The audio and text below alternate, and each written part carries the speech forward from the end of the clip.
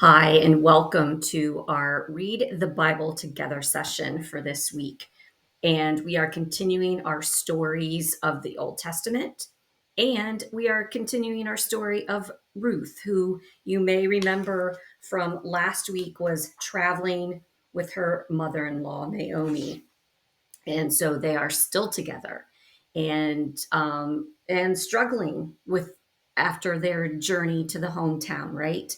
And so I want you to think about that journey and think about their struggles, which you will hear about, and then listen for what happens after they meet a kind person along the way. Okay?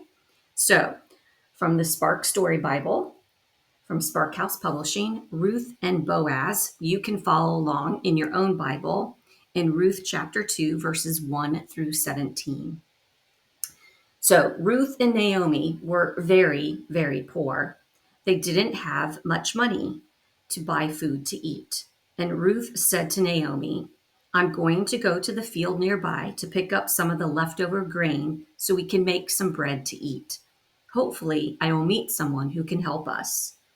In the field, Ruth walked behind the people who were harvesting the grain and picked up the leftovers for herself and Naomi.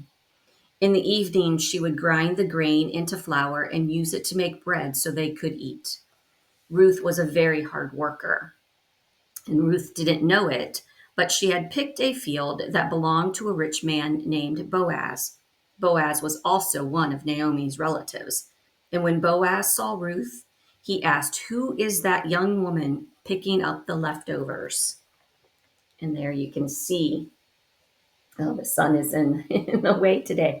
You can see Ruth picking up the leftovers over here, and the other people that were harvesting looking at her, and Boaz and probably his servant on top of the hill observing what is going on. So the servant who was in charge of all the workers in the field said, Oh, her? She isn't from here. She came with Naomi and asked if she could have some of the leftovers. She is a hard worker.